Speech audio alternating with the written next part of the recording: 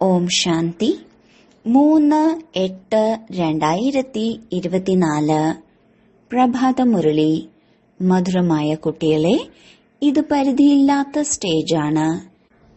ഇവിടെ നിങ്ങൾ ആത്മാക്കൾ പാർട്ട് അഭിനയിക്കുന്നതിന് വേണ്ടി ബന്ധിതരാണ്. ഇതിൽ ഓരോരുത്തരുടെയും പാർട്ട് നിശ്ചയിക്കപ്പെട്ടതാണ്. ചോദ്യം: കർമാതീത അവസ്ഥ പ്രാപ്തമാക്കാനുള്ള പുരുഷാർത്ഥം എന്താണ്? ഉത്തരം: കർമാതീതമായി മാറണമെങ്കിൽ പൂർണമായും സമർപ്പണമാകണം. തന്റേതായി ഒന്നുമില്ല. എല്ലാം മറക്കുമ്പോഴാണ് കർമാതീതമായി മാറാൻ സാധിക്കുക. ആർക്കാണോ ധനം, സമ്പത്ത്, കുട്ടികൾ ഇവയുടെ എല്ലാം ഓർമ്മ വരുന്നത്, അവർക്ക് കർമാതീതമായി മാറാൻ സാധിക്കില്ല. അതുകൊണ്ട് ബാബ പറയുകയാണ്, ഞാൻ ദരിദ്രരുടെ നാഥനാണ്. ദരിദ്രരായ കുട്ടികൾ പെട്ടെന്ന് സമർപ്പണമാകും. അവർക്ക് സഹജമായി എല്ലാം മറന്ന് ഒരു ബാബയുടെ ഓർമ്മയിലിരിക്കാൻ സാധിക്കും. ഓം ശാന്തി. ആത്മീയ അച്ഛൻ തന്റെ ആത്മീയ കുട്ടികൾക്ക് മനസ്സിലാക്കി തരികയാണ്. കുട്ടികളുടെ ബുദ്ധിയിൽ തീർച്ചയായും ഉണ്ട്, ഇപ്പോൾ വീട്ടിലേക്ക് പോകണം. ഭക്തരുടെ ബുദ്ധിയിൽ ഈ കാര്യമില്ല. നിങ്ങൾക്കറിയാം, 84 ജന്മത്തിന്റെ ചക്രം ഇപ്പോൾ പൂർത്തിയാക്കി. ഇത് വളരെ വലിയ പരിധിയില്ലാത്ത നാടകശാല അഥവാ സ്റ്റേജാണ്. പരിധിയില്ലാത്ത സ്റ്റേജ്. ഈ പഴയ നാടകശാലയെ ഉപേക്ഷിച്ച് വീട്ടിലേക്ക് പോകണം. അപവിത്രമായ ആത്മാക്കൾക്ക് പോകാൻ സാധിക്കില്ല. തീർച്ചയായും പവിത്രമായി മാറണം. ഇപ്പോൾ ഇത് കളിയുടെ അവസാനമാണ്. അപരം അപാരമായ ദുഃഖത്തിന്റെ അവസാനമാണ് ഇപ്പോൾ. ഈ സമയം ഇതെല്ലാം മായയുടെ ഷോയാണ്. ഇതിനെയാണ് മനുഷ്യർ സ്വർഗമെന്ന് മനസ്സിലാക്കുന്നത്. എത്ര കൊട്ടാരം, മാളിക, കാറുകൾ മുതലായവയെല്ലാം ഇതിനെയാണ് മായയുടെ മത്സരമെന്ന് പറയുന്നത്. നരകത്തിന്റെ സ്വർഗവുമായിട്ടുള്ള മത്സരം അല്പകാലത്തേക്കുള്ള സുഖമാണ്. ഇതാണ് ഡ്രാമ പ്ലാൻ അനുസരിച്ചുള്ള മായയുടെ പ്രലോഭനം. എത്രയധികം മനുഷ്യരാണ്! ആദ്യം കേവലം ഒരു ആദി സനാതന ദേവീദേവതാ ധർമ്മം മാത്രമായിരുന്നു ഉണ്ടായിരുന്നത്. ഇപ്പോൾ ഈ നാടകശാല നിറഞ്ഞു കവിഞ്ഞു. ഇപ്പോൾ ഈ ചക്രം പൂർത്തിയാവുകയാണ്. എല്ലാം തമോപ്രധാനമാണ്. സൃഷ്ടിയും തമോപ്രധാനമാണ്. വീണ്ടും സതോ പ്രധാനമാകും. മുഴുവൻ സൃഷ്ടിയും പുതിയതാകണം. പുതിയതിൽ നിന്ന് പഴയത്, പഴയതിൽ നിന്ന് പുതിയത്. ഇതനേക പ്രാവശ്യം സംഭവിച്ചു വന്നതാണ്. അനാദിയായ കളിയാണ്. എപ്പോൾ ആരംഭിച്ചു എന്ന് പറയാൻ സാധിക്കില്ല. അനാദിയായി നടന്നുകൊണ്ടിരിക്കുകയാണ്. ഇത് നിങ്ങൾക്കറിയാം, വേറെ ആരും അറിയുന്നില്ല. നിങ്ങളും ഈ ജ്ഞാനം ലഭിക്കുന്നതിന് മുൻപ് ഒന്നും അറിയുമായിരുന്നില്ല. ദേവതകളും അറിഞ്ഞിട്ടുണ്ടായിരുന്നില്ല. കേവലം നിങ്ങൾ പുരുഷോത്തമ സംഗമയുഗി ബ്രാഹ്മണരാണ് അറിയുന്നത്. ഈ ജ്ഞാനം ലോപിച്ചു പോകുന്നതാണ്. ബാബ സുഖധാമത്തിന്റെ അധികാരിയാക്കി മാറ്റുകയാണ്. ബാക്കി എന്ത് വേണം? ബാബയിൽ നിന്ന് എന്താണോ നേടേണ്ടിയിരുന്നത് നേടിക്കഴിഞ്ഞു. ബാക്കി ഇനി നേടാനായി ഒന്നും ഇല്ല.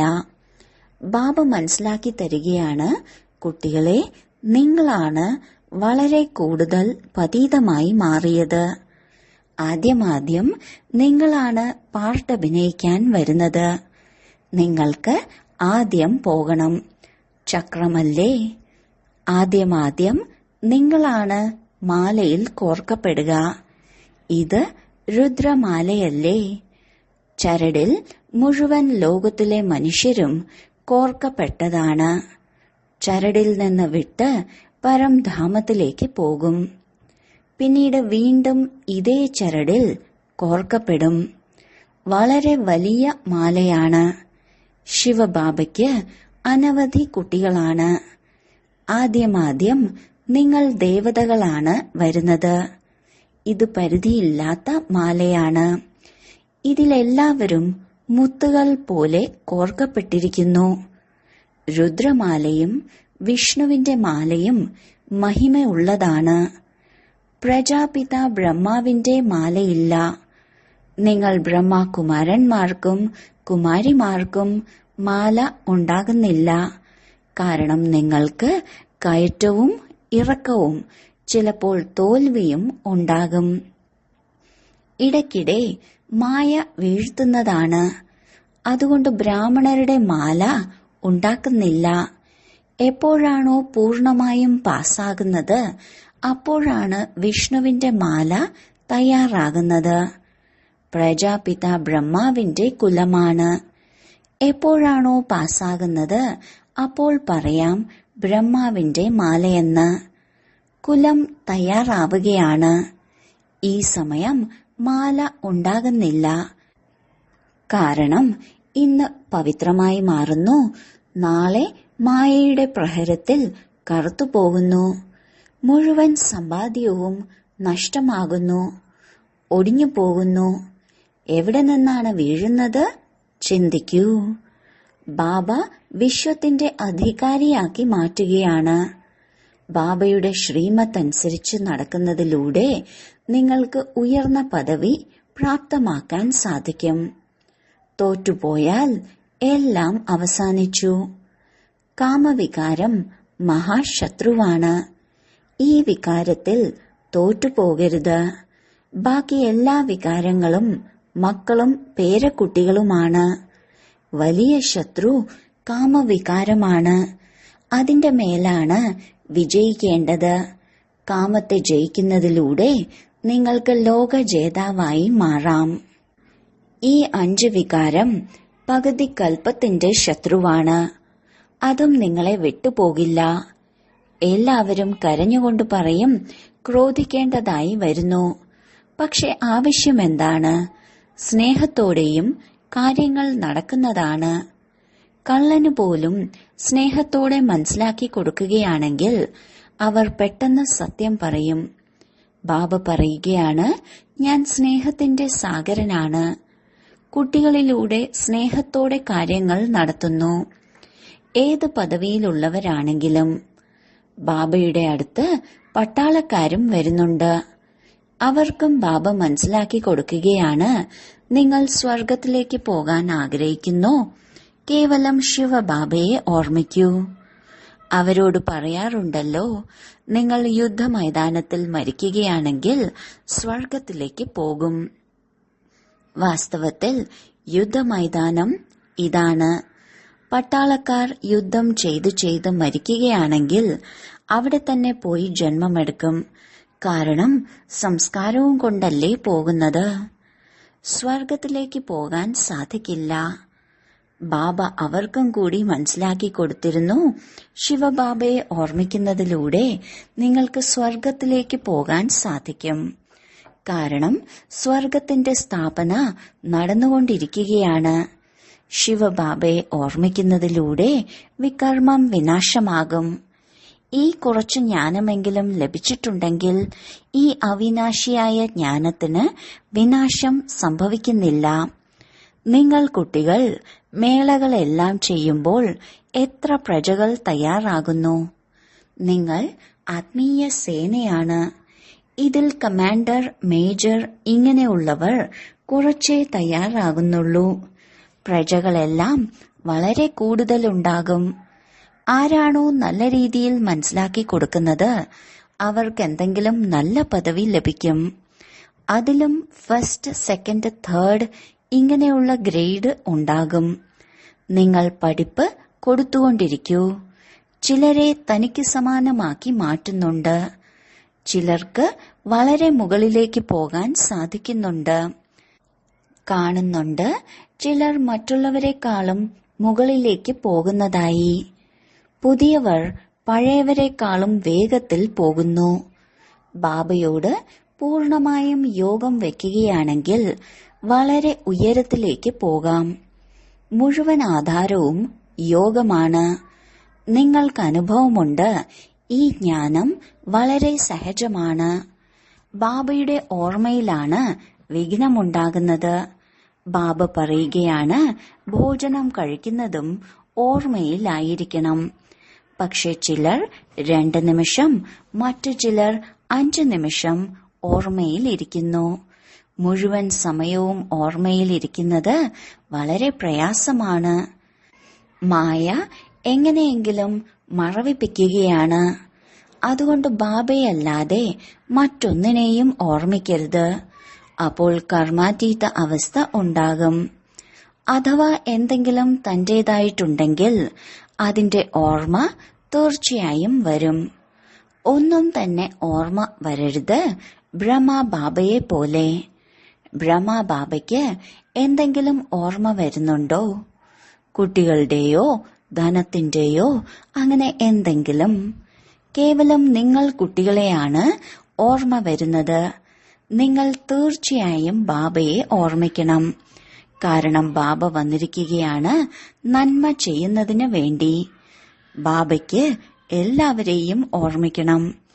എന്നിട്ടും ബുദ്ധി പൂക്കളുടെ ഭാഗത്തേക്കാണ് പോകുന്നത്. പൂക്കൾ അനേക പ്രകാരത്തിലുണ്ട്. സുഗന്ധമില്ലാത്തതുമുണ്ട്. പൂന്തോട്ടമല്ലേ? ബാബയെ തോട്ടത്തിന്റെ ഉടമസ്ഥനെന്നും കാവൽക്കാരനെന്നും പറയും.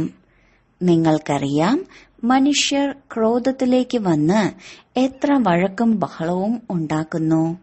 വളരെയധികം ദേഹാഭിമാനമാണ്.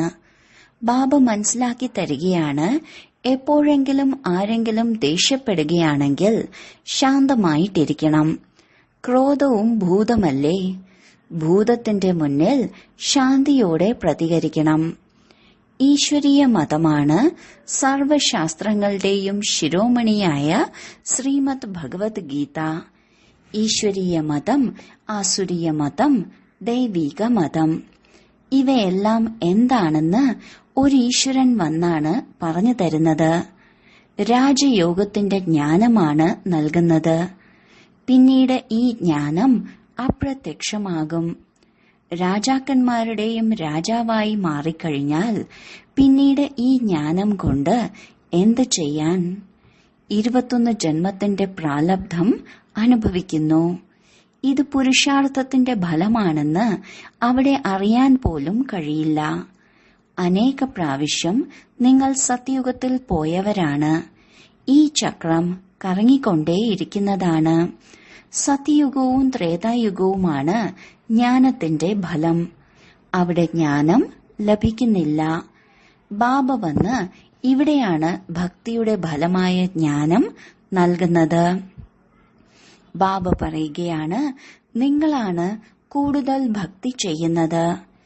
ഇപ്പോൾ ഒരു ബാബയെ ഓർമ്മിക്കൂ. എങ്കിൽ തമോ പ്രധാനതയിൽ നിന്നും സതോ പ്രധാനമായി മാറാം. ഇതിലാണ് പരിശ്രമം. രചനയുടെ ആദി മധ്യ അന്ത്യത്തെ ഓർമ്മിക്കൂ. എങ്കിൽ ചക്രവർത്തി രാജാവായി മാറാം. ഭഗവാൻ കുട്ടികളെ ഭഗവാൻ ഭഗവതിയാക്കി മാറ്റുകയല്ലേ? പക്ഷെ ദേഹധാരികളെ ഭഗവാൻ ഭഗവതി എന്ന് പറയുന്നത് തെറ്റാണ്. ബ്രഹ്മാവിനും വിഷ്ണുവിനും ശിവനുമായിട്ട് എത്രമാത്രം ബന്ധമാണ്.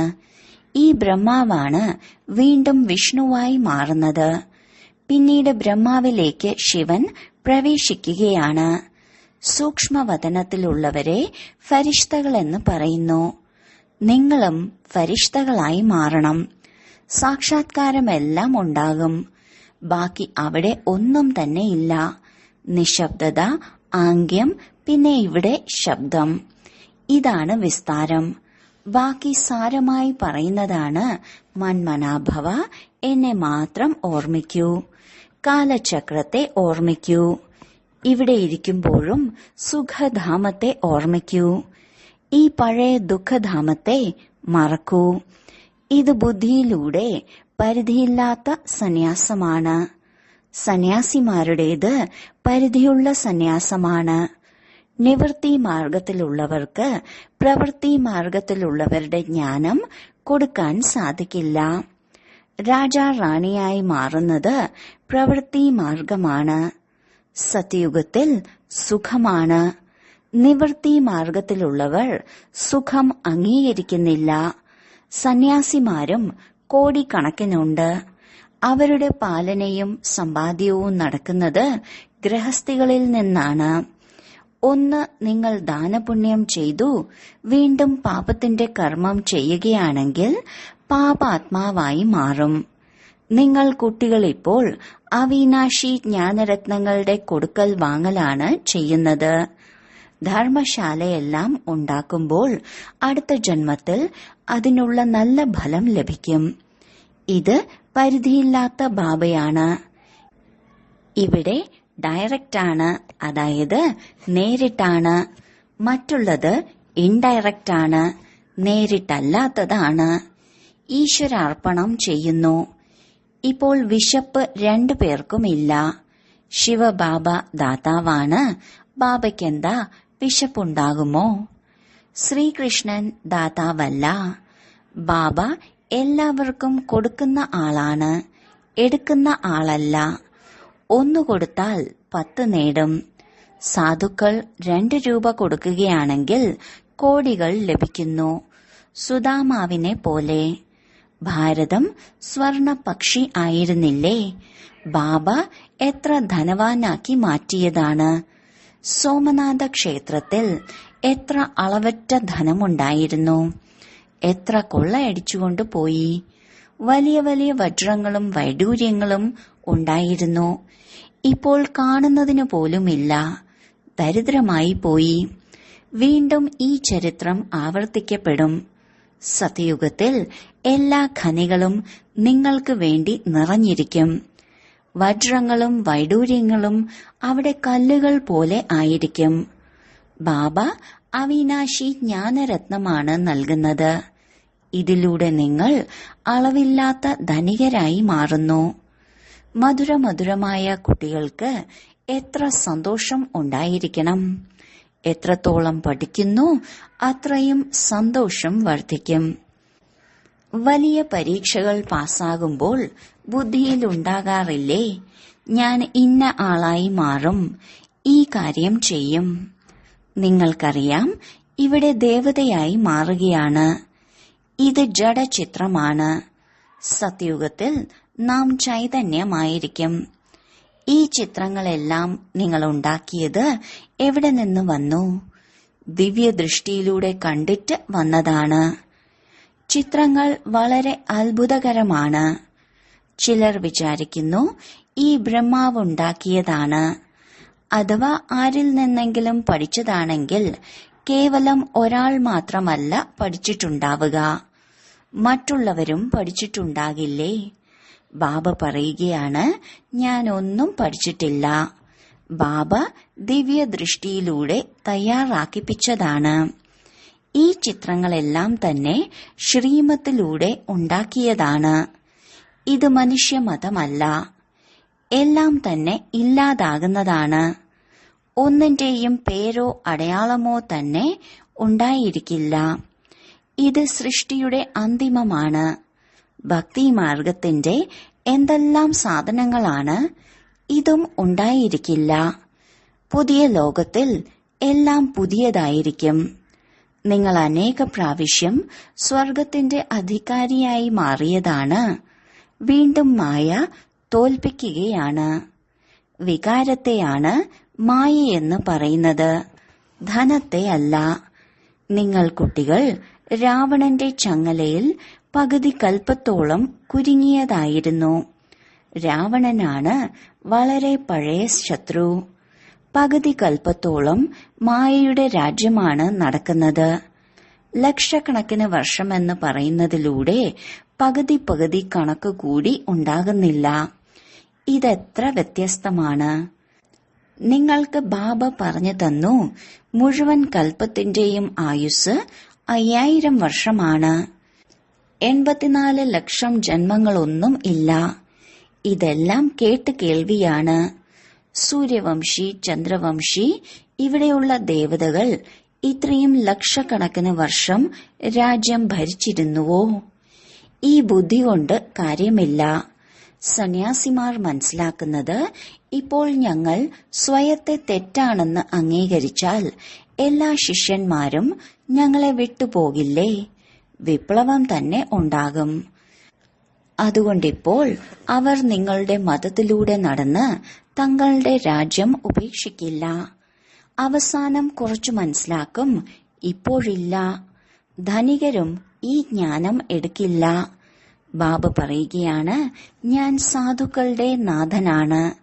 ധനികരായിരിക്കുന്നവർ ഒരിക്കലും സമർപ്പണമായി കർമാതീത അവസ്ഥ നേടില്ല. ബാബ വളരെ മിടുക്കനായ ആഭരണ വ്യാപാരിയാണ്. സാധുക്കളുടേത് മാത്രമേ എടുക്കൂ. ധനികരുടേത് എടുത്താൽ അത്രയും കൊടുക്കേണ്ടതായി വരും. ധനികർ ജ്ഞാനമെടുക്കുന്നത് തന്നെ പ്രയാസമാണ്. കാരണം അവിടെ എല്ലാം മറക്കേണ്ടതായി ഉണ്ട്. ഒന്നും കൈവശം ഉണ്ടാകരുത്. അപ്പോൾ പറയാം കർമാതീത അവസ്ഥ.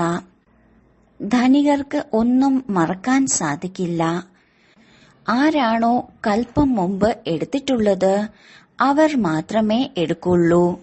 ശരി, വളരെ കാലത്തെ വേർപാടിന് ശേഷം തിരിച്ചു കിട്ടിയ മധുരമധുരമായ കുട്ടികളെ പ്രതി മാതാവും പിതാവുമായ ബാബ്ദാദയുടെ സ്നേഹസ്മരണയും പുലർക്കാല വന്ദനവും. ആത്മീയ അച്ഛന്റെ ആത്മീയ കുട്ടികൾക്ക് നമസ്കാരം. ധാരണയ്ക്കുള്ള മുഖ്യസാരം. 1. എങ്ങനെയാണോ ബാബ സ്നേഹത്തിന്റെ സാഗരം, അതേപോലെ മാസ്റ്റർ സ്നേഹത്തിന്റെ സാഗരമായി മാറി സ്നേഹത്തോടെ കാര്യങ്ങൾ നടത്തിക്കണം. ദേഷ്യപ്പെടരുത്. ആരെങ്കിലും ദേഷ്യപ്പെട്ടാലും നിങ്ങൾ ശാന്തമായിട്ടിരിക്കണം. 2. ബുദ്ധിയിലൂടെ ഈ പഴയ ദുഃഖത്തിന്റെ ലോകത്തെ മറന്ന് പരിധിയില്ലാത്ത സന്യാസിയായി മാറണം. ശാന്തിധാമത്തെയും സുഖധാമത്തെയും ഓർമ്മിക്കണം. അവിനാശി ജ്ഞാനരത്നങ്ങളുടെ കൊടുക്കൽ വാങ്ങൽ നടത്തണം. വരദാനം: വികാരങ്ങളാകുന്ന വിഷസർപ്പങ്ങളെ കഴുത്തിലെ മാലയാക്കുന്ന ശങ്കരന് സമാനം തപസ്വി മൂർത്തിയായി ഭവിക്കട്ടെ. ഈ പഞ്ചവികാരങ്ങൾ ആളുകളെ സംബന്ധിച്ച് വിഷസർപ്പം പോലെയാണ്. ഈ പാമ്പ് താങ്കൾ യോഗികളും പ്രയോഗികളുമായ ആത്മാക്കളുടെ കഴുത്തിലെ മാലയായി മാറുന്നു. ഇത് താങ്കൾ ബ്രാഹ്മണരുടെയും ബ്രഹ്മബാബയുടെയും അശരീരി തപസ്വി സ്വരൂപത്തിന്റെ ഓർമ്മ ചിഹ്നമായി ഇപ്പോഴും പൂജിക്കപ്പെടുന്നുണ്ട്. 2. ഈ പാമ്പ് സന്തോഷത്തിൽ നൃത്തമാടുന്നതിന്റെ സ്റ്റേജായി മാറുന്നു. ഈ സ്ഥിതിയാണ് സ്റ്റേജിന്റെ രൂപത്തിൽ കാണിക്കുന്നത്. അതിനാൽ എപ്പോൾ അങ്ങനെ വികാരങ്ങളുടെ മേൽ വിജയിക്കുന്നുവോ അപ്പോൾ പറയാം തപസ്വി മൂർത്തി, പ്രയോഗി ആത്മാവ് എന്ന്. സ്ലോഗൻ: ആരുടെ സ്വഭാവം മധുരവും ശാന്തചിത്തവുമാണോ അവരുടെ മേൽ ക്രോധത്തിന്റെ ഭൂതത്തിന് യുദ്ധം ചെയ്യാൻ സാധിക്കില്ല. ഓം ശാന്തി.